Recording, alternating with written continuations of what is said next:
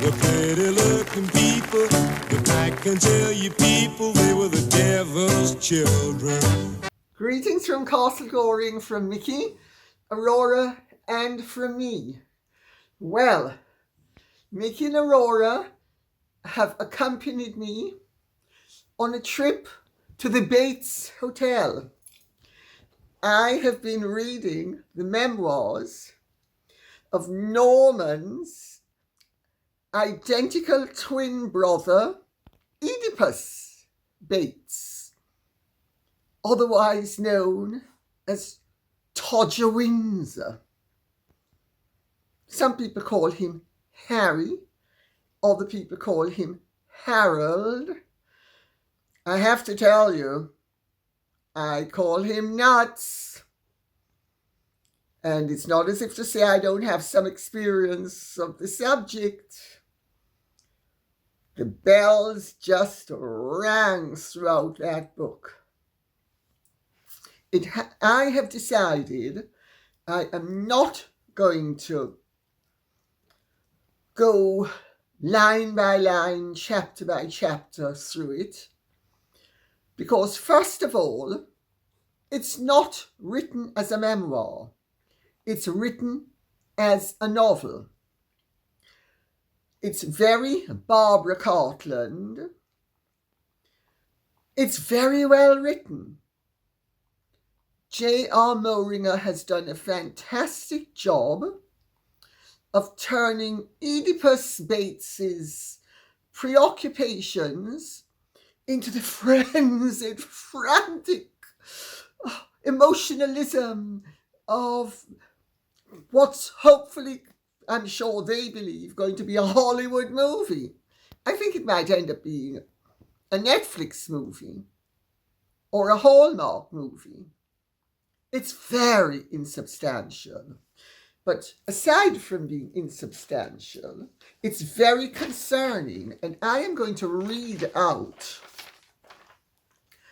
the comment that JR Moehringer has tweeted, which goes to the heart of my concerns and should go to the heart of anybody's concerns who would be reading this book as if it were factual. He says, quoting Harry, "Whatever the cause, my memory is my memory." That's just as much truth in what my handwriting is terrible. There's just as much truth in what I remember and how I remember it as there is in so-called objective facts.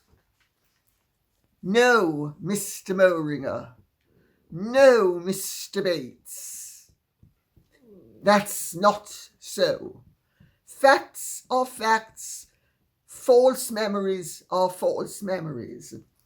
Now, if they're presenting the book as the remembrances and the ravings of Norman's unknown before now brother, that's another matter altogether.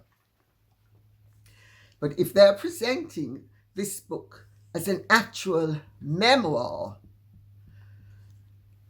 it is the memoir of a deeply flawed, actually possibly clinically insane, more than likely drug-damaged, brain-damaged individual. Harry, in the book, confirms that he had a reliance, let us put it that way, upon drugs and drink. Well, I don't know if you've noticed, if you've seen any of the shows recently. There he is knocking back tequila shots with Stephen Colbert.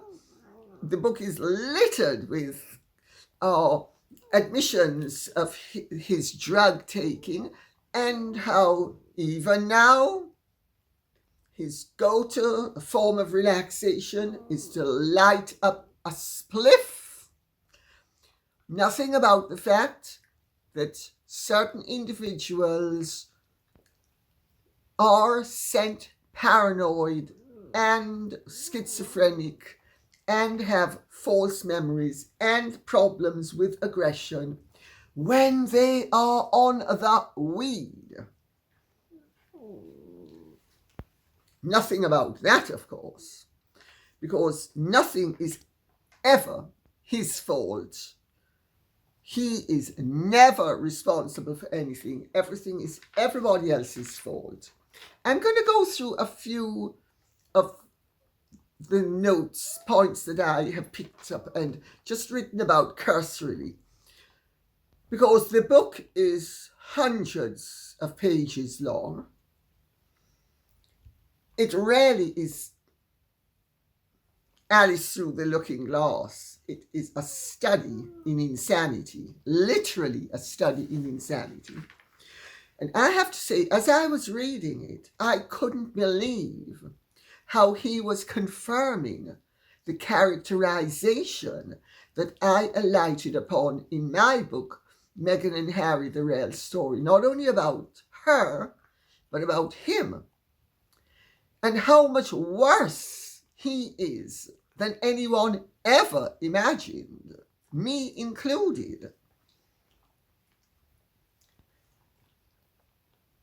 I did in the book, my book, go in some depth as to his character, his problems with rage and envy, but the extent is what surprises me, that he has inadvertently confessed to.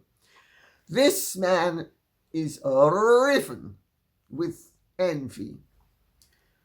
In my book, I go into the fact that he has a second son complex. Well, he certainly does.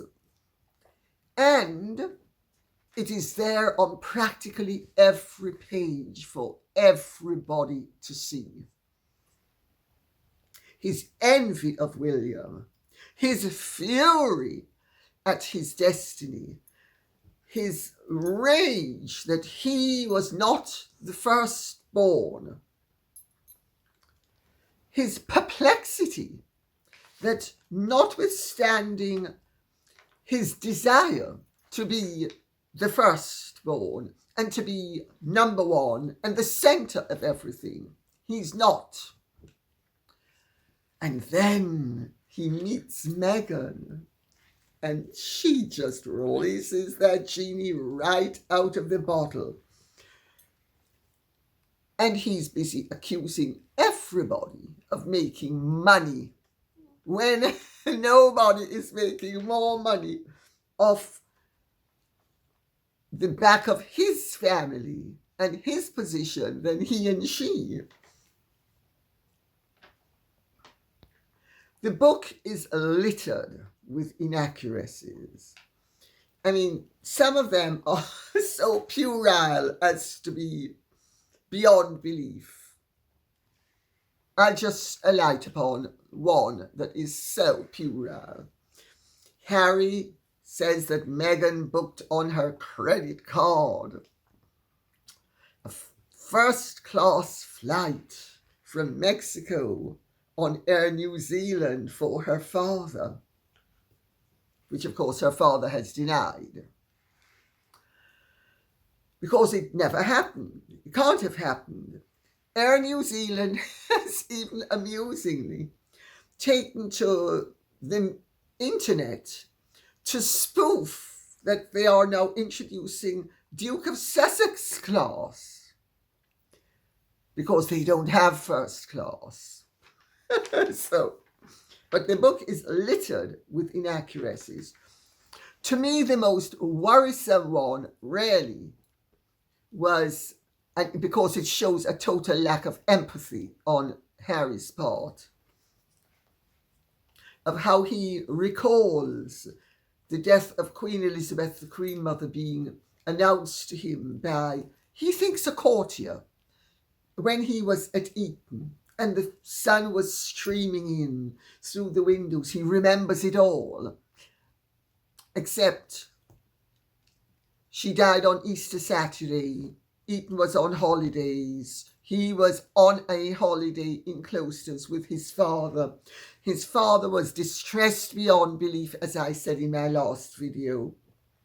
But he remembers this, and the book is littered with situations where Harry's recall of detail is very comedic, or is it just a literary device so that they have the script ready for the movie?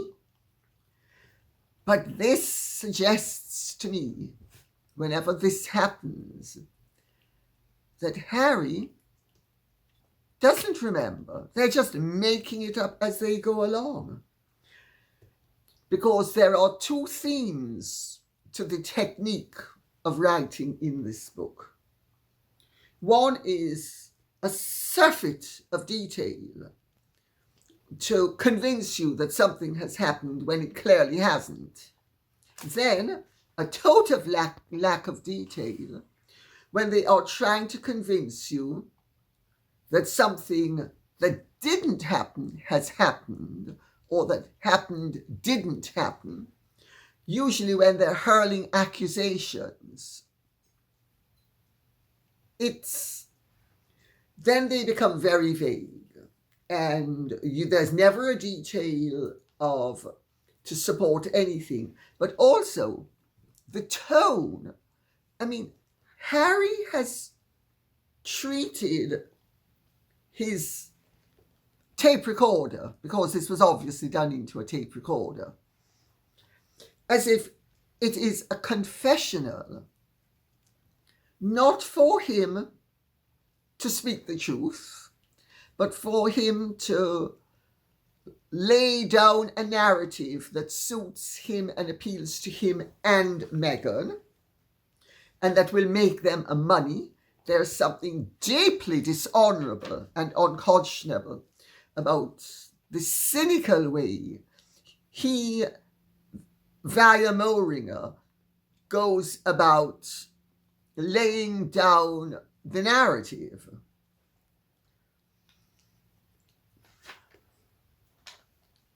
Harry comes across as treacherous, vicious, nasty, obsessive. He has a few obsessions that seem to drive his life and drive the narrative.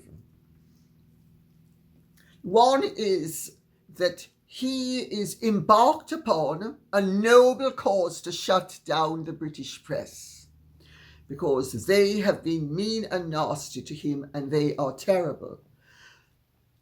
They have not been anywhere near as nasty to or damaging of Harry and Meghan's life as they have been of mine. And when I was approached by the chief inspector, whatever his name was, in charge of Operation Wheating, to help to shut down the press by getting a privacy law, I refused to go along with it and explained to the inspector that the price of privilege is that in a situation like this, you have recourse to the law, even though it's always stacked, it has to be said, against the plaintiff, where the press is concerned, but that's another matter altogether. But there are recourses to the law, and I explained to him, we need a free press more than public figures, royals, aristocrats, celebrities, whatever you want to call us, need to be protected by shutting down the press. There is the route to totalitarianism. Harry comes across as somebody who wants totalitarianism. He comes across as a very authoritarian personality. but one who is so detached from reality that you can't actually tell him that his perceptions might be flawed. If he has the perception, it is his truth, and therefore, even when it is not factual, it has the weight of fact. The book is littered with instances where his father and his brother are trying to tell him, Harry, you need to stand back and you need to cut your cloth in a different way. Does he listen? No. They are evil. They are in collusion with the press. The accusations he hurls against his father, his stepmother, his brother, and his sister-in-law are quite frankly shameless. Now, I have written an autobiography and a memoir. Admittedly, it was done as effectively a medical memoir, Daughter of Narcissus, about my mother's narcissistic and other personality disorders, including paranoia and alcoholism. So there's a cocktail that's redolent throughout this book. Drugs, drink, insanity, personality disorder. I asked my sisters for permission after Erica Freeman suggested that I write the book. I actually recoiled from the idea of writing it. Erica's the one who talked me into it. And I said I couldn't do it, even though she said it would provide a service to people who were in similar positions. And it did, because I've had hundreds, if not thousands, of letters in the 10 or 15 years, however long it is since I wrote the book, saying that people have been helped by it. So it achieved its purpose. But I could not have written that book without the permission of my sisters. And as it is, I made sure that I protected them sufficiently that I slightly changed their nicknames so that they, in the book, they actually have slightly different nicknames than their actual nicknames really are. And I was very careful not to violate their privacy at all. When I was writing my autobiography, I did it in such a way that I violated no one's privacy.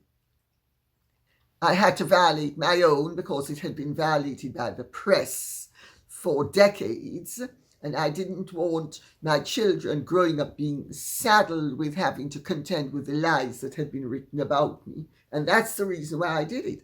But I, to the extent that I could, protected everybody else and made sure that their privacy wasn't violated and that mine was maintained to the extent that it was possible to maintain it. Harry, he's done the absolute opposite. He complains about his privacy being violated. Meghan sues because her father, after her friends at her behest leaked the letter she had written about him to People magazine, and he tried to defend himself. She sued for a violation of her privacy. Harry is suing for violations of his privacy, yet he violates systematically the privacy of the main members of his family. I'm glad the Queen is not alive to see this. She comes out of it with little or no credit. The King comes out of it with absolutely no credit. Queen Camilla comes out of it with not only no credit, but Harry goes out of his way to trash her unfairly. William and Catherine, same thing. He shows absolutely no respect for their rights and feels entitled to violate their rights, saying that he is speaking his truth. He doesn't seem to understand. People are interested to the extent that they are in his story because he is a prince who is giving us a version of his life. It is tasteless, Harry, to violate your family's confidences. Your wife objected to the contents of her letter being published in a newspaper after she had leaked those contents to a magazine in the United States. But you have no compunction about publishing all sorts of text messages, private conversations. You make the most gross accusations about your family. But he also gives the game away because Moehringer is sufficiently professional and intelligent to understand that there has to be some context. So Moehringer has managed to get him to admit that his father and his brother are trying to point out to him that maybe he is irrational. They don't use the word irrational, but that's the message. And that he needs to accept the fact that the press exists and it has a function, but Harry's not interested in that. Harry quixotically states that he is on a noble cause to destroy the British press and obviously the reputation of this king and the next one as well. He really, when he's recounting exchanges with his father and brother, some of which clearly cannot have taken place, I've got to tell you. If you know the scenarios and the lie of the land, some of what he recalls in such detail is the reason why the late Queen said recollections may vary. What she really meant to say was recollections will definitely vary because Harry's powers of recall are as tenuous as his connection to reality. His behavior throughout is inappropriate. Now, I've known from he was a little boy that his behavior has always been inappropriate. But to see it there in black and white, and to see, because Moehringer clearly has little or no comprehension of what a gentleman, much less a royal prince, should be behaving like. If he had any comprehension of it, he wouldn't be sensationalistically tales of Barbara Cartland doing this great romantic story and everything is frenzied and fabulous and everything is at fever pitch, which is very Harry and very Meghan. It's also very histrionic. And Harry has, I've said it before and it's proven in this book, has serious issues with hysteria. Like his mother, he also has serious issues with paranoia. Like his mother. It gives me no pleasure to have to bring Diana into this. But regrettably, she has to be brought into it because Harry and Meghan bring her into it at every single turn, including in the book.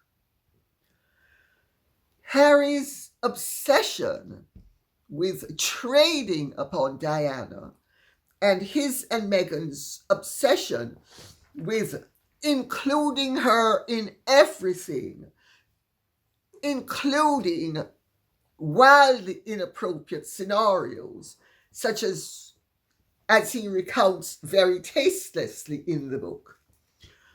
When he is massaging his supposedly frost-bitten Todger with the face cream that she used to use, and he's thinking of her, and there she is right beside him. Seriously sick. I mean, I've said it before that Harry has an Oedipus complex, but I didn't expect to see it brought out, dished up for our delectation, quite so brazenly as JR Moehringer and Harry have done it. It's absolutely astonishing.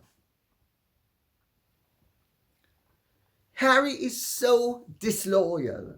His disloyalty and ingratitude, his lack of appreciation for the advantages he has been given as an accident of birth, so pronounced.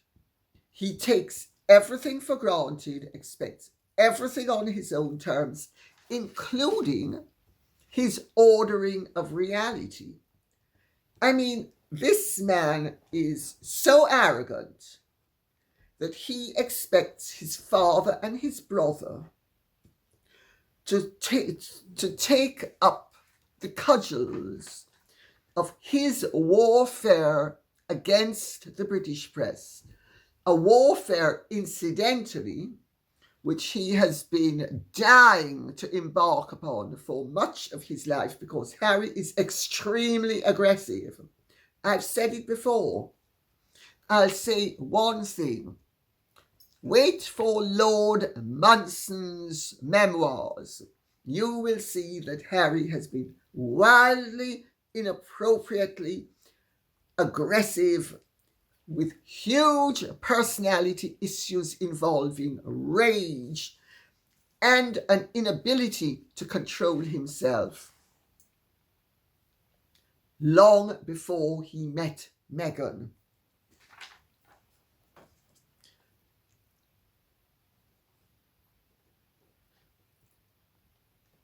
He comes across as being not only confident, but overconfident, wavering between overconfidence and pusillanimity. It's quite extraordinary. Like, he can't decide whether he's a pusillanimous little weed or an overgrown bully. Well, I know which one I think he basically is. And the characterizations of Meghan.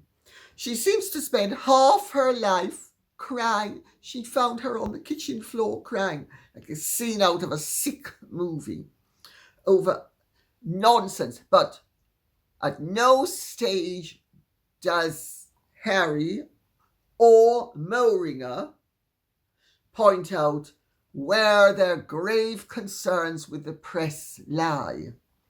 What he does do inadvertently is prove that his father and his brother had no knowledge of the true difficulties and their true concerns where the press were concerned. And his father and his brother were being duped as much as everybody else. More than that, I am not prepared to say at this point.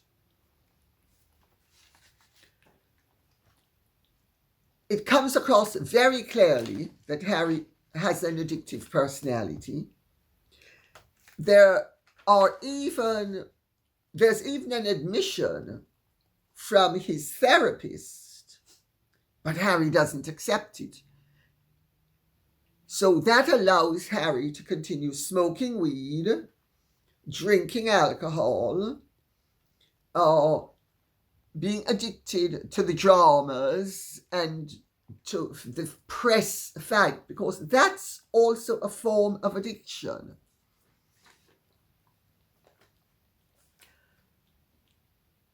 Harry is actually a very cruel person. And this comes across. He has this fantasy that he wanted to create a family, which he has done with Meghan, and they did it together. Now, I'm not going to go into all of the stories that I keep on hearing about the state of the marriage, because I don't know whether those are plots by Meghan and Harry or whether it's actually true at this point. But there is no doubt that they are in many ways very well matched. They have very similar and complementary personality issues and mental issues. They are the perfect folie à deux. And some of the detail he gives about Meghan and his relationship with Meghan is tasteless to the nth degree, but so revealing, I cannot tell you, thrillingly revealing for a writer like me, to actually see that he has provided concrete examples of observations I have made about him. I certainly never expected him to do that.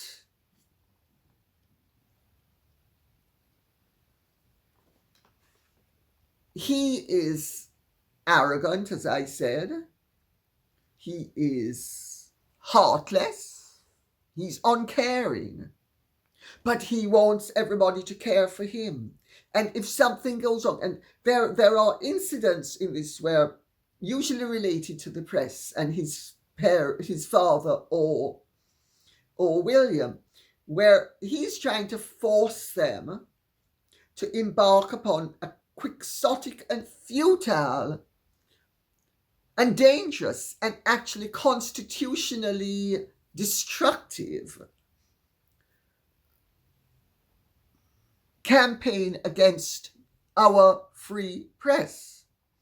And he doesn't understand that this is a democracy and it is a constitutional monarchy.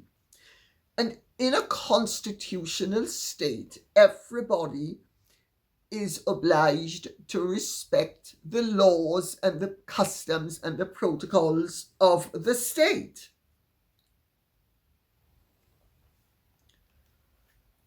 He has no idea how unreasonable he is.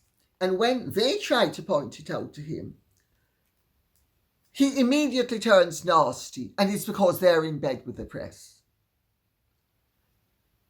Harry, your father is right. The Crown can't tell the press what they should write. That's what happens in states you would like Nazi Germany, because you'd like to turn this into a latter-day version of Nazi Germany. And I have seen a clip of an interview A.N. Wilson gave.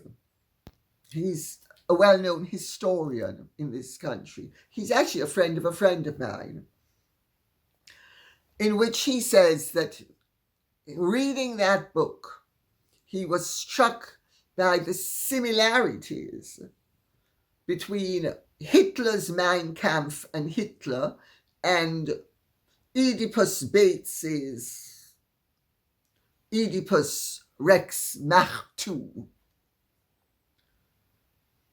He's aside from me, he's the only historian, to my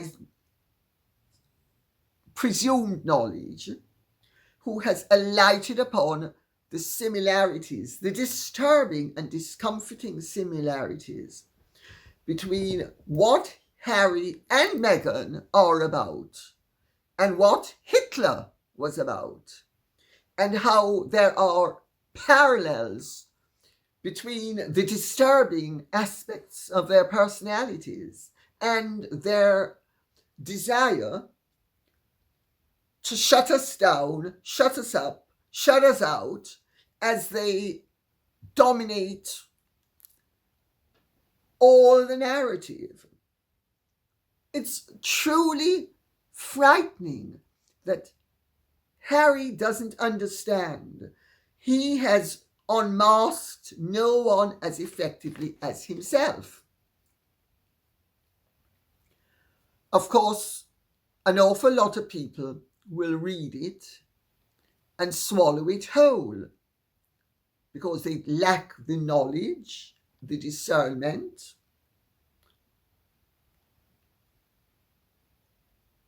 to actually understand that this is a massive confessional of a deeply disturbed and disordered individual.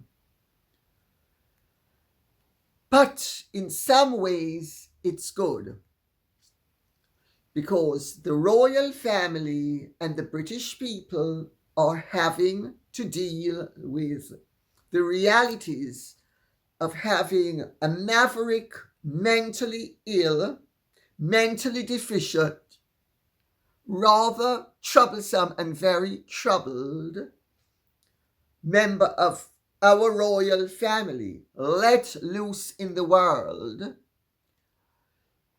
to make money for himself and his greedy wife. In the book, he paints a picture of Meghan of being a saint and doesn't understand that at the very moment he's doing that, he's revealing what a greedy, opportunistic, manipulative, devious, and quite frankly, dangerous individual she is.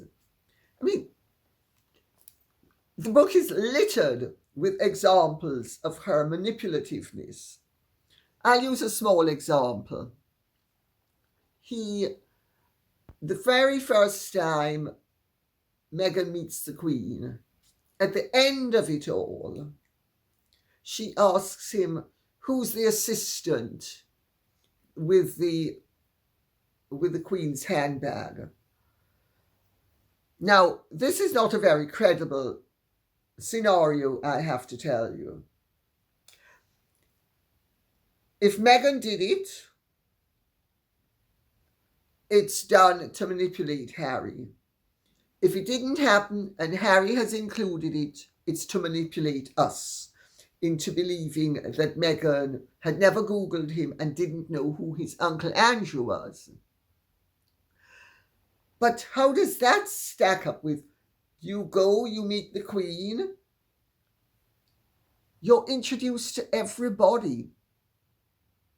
It's Prince Andrew's house, Harry. Why would Meghan not be introduced to him? Why would she be introduced to everybody else? According to her and to you, she knew your cousin Eugenie, who was there with her boyfriend Jack. Fergie, Sarah York, was there as well, as was Prince Andrew. So the only person who doesn't get introduced to Meghan is the man whose house it is.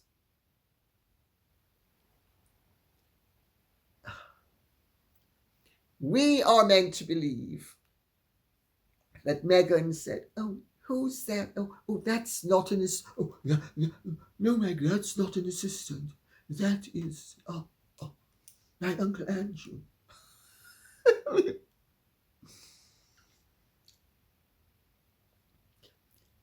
Well, I tell you, you couldn't make any of this up.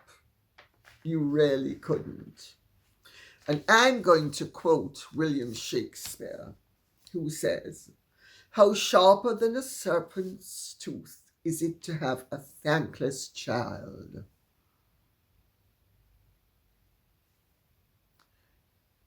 My understanding is that the king, the queen, the prince and princess of Wales are all absolutely beyond gutted by Harry's total betrayal, not only of them,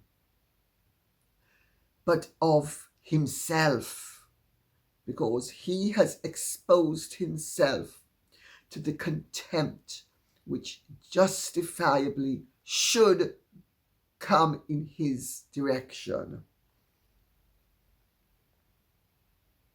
For money, so that Meghan and he can have the lifestyle that they wanted.